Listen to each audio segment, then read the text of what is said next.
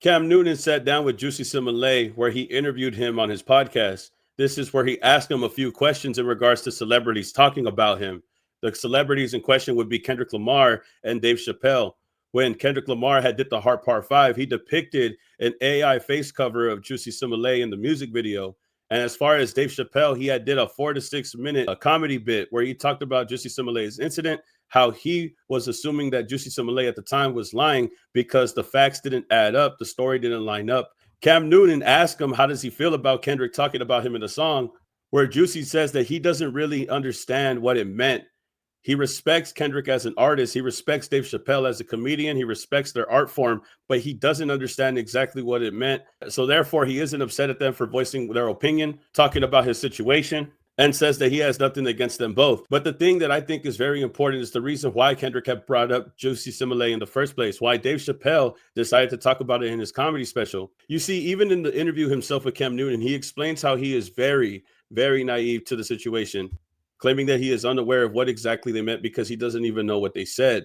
However, just to clarify what Kendrick had talked about when he was talking about Juicy Smollett in the Heart Part 5, in the Heart Part 5, Kendrick Lamar references Juicy Smollett to make a point about self-deception, performative victimhood, and the consequences of living a lie. The line is part of a larger theme, accountability and self-reflection. Throughout the song, Kendrick speaks from multiple perspectives, his own and those of the people who have struggled, lied, or caused harm. He's exploring how people hurt others, but also how they hurt themselves. Juicy Smollett is used as an example of projecting pain outward.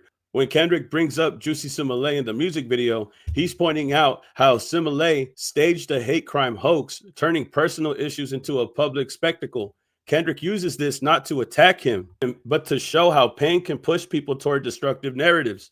Kendrick's larger message, society dramatizes trauma. A reoccurring idea in the song is how people commodify trauma, manipulate narratives, misrepresent themselves for sympathy or validation. It ties into the song's focus on morality, deception, and cultural cycles. Kendrick uses real figures such as Nipsey Hussle, Ye, Will Smith, OJ, Smollett as symbols. Smollett represents the dangers of self-fabricated victimhood, how media amplifies false narratives, the confusion between real and performative suffering.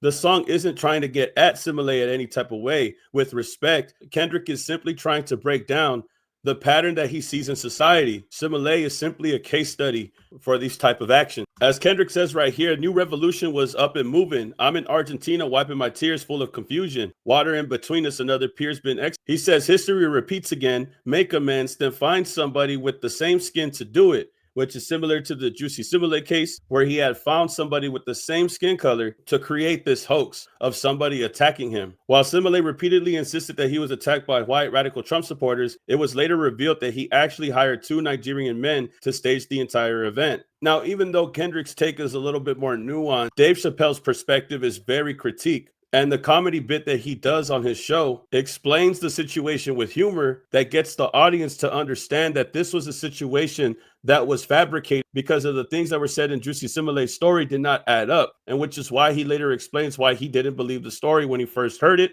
why other people in the community didn't believe Juicy Smollett's story when they heard it. And that's why people chose to stay silent as his story developed, while others tried to protect his name. Dave Chappelle suggested that the details of Smollett's claims didn't add up. He questioned the plausibility of someone walking home at 2 a.m. in freezing weather being attacked, causing a hate crime, then walking to a sandwich shop right after. Nobody would have been in 10-degree temperature. It was freezing. It was 2 a.m. at night.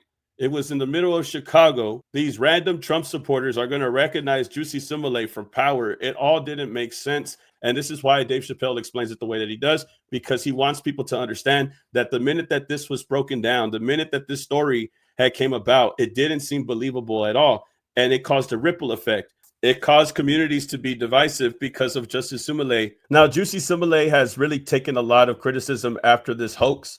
And the case did take a different turn of event after all of these years. There was a verdict and there was an overturn. In December of 2021, the jury found Smollett guilty on 5 felony counts of disorderly conduct for allegedly staged hate crime attack on himself and lying to police. He was sentenced in March 2022 to 150 days in jail, though he served only 6 before being released pending appeal, 30 months felony probation, a fine and restitution to the city. Then in November 2024, the Illinois Supreme Court overturned his conviction, not because it said he was innocent, but because the prosecutors violated procedural due process rights when re-indicting him after earlier plea deal. So it wasn't because he was innocent, it was just a technicality. But Simile has always maintained his innocence. He's never admitted to any type of guilt all through this whole entire time, even though everybody believes that it's a hoax and that it wasn't real. He still refuses to admit that this was a stage incident. Even after the conviction was overturned, his legal team maintained his innocence. Now, again, there is a difference between claiming innocence and proved innocence. The overturning of the conviction was on the constitutional grounds of procedural issue,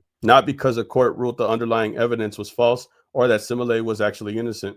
Prosecutors and special prosecutor who recharged him have repeatedly said the evidence supporting the original jury verdict remains overwhelming. In other words, legally, Simile is no longer convicted, but that doesn't automatically equal exoneration in the sense of legally declaring he was innocent. So yes, in public records, the court appearance Simile has never admitted guilt. He continues to assert that he is innocent, even though many courts and public opinion have judged otherwise. Now, Simile never said anything negative about Kendrick, but how can he? I think Kendrick's response to his situation was a lot more nuanced than Dave Chappelle's. Dave Chappelle's was more like, I heard the story, read the story, didn't believe him when it came out. And it gets to the point, right, where the story resurfaces and we try to understand, is he somebody that you could look at who was only doing this for certain attention? But let's get back to Kendrick's part, right? Let's get back to why Kendrick had brought him up in the first place.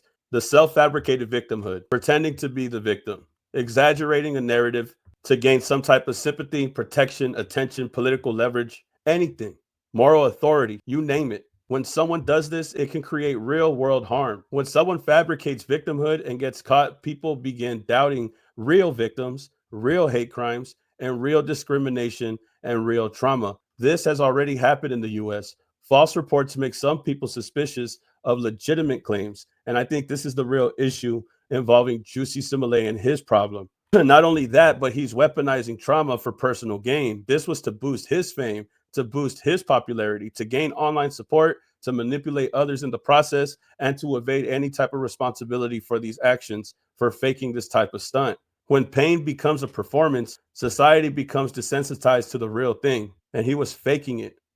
It creates a moral shield that can't be questioned. If you claim to be a victim, people hesitate to challenge you. Criticism is reframed as attacking a victim. Accountability becomes harder. It polarizes communities when a fake or exaggerated victim story goes public. Groups may split into two or several: those who fully believe it, those who think it's a lie, and those who feel politically manipulated. And that's exactly what happened when his situation took place. If someone uses fabricated victimhood, critics use it to discredit the entire movement. It gives ammunition to people who deny discrimination exists. It's slow progress for people truly suffering. It harms the individual psychologically. When someone invents victimhood, they start believing their own lie. Their identity gets tied to being wrong.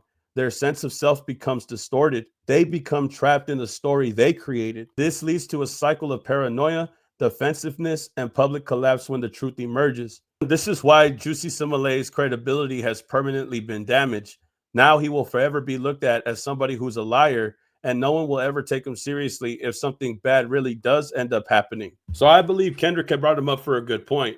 I think that Juicy Simile doesn't really want to hear the criticism because he said in the interview himself that he's naive and has respect for them.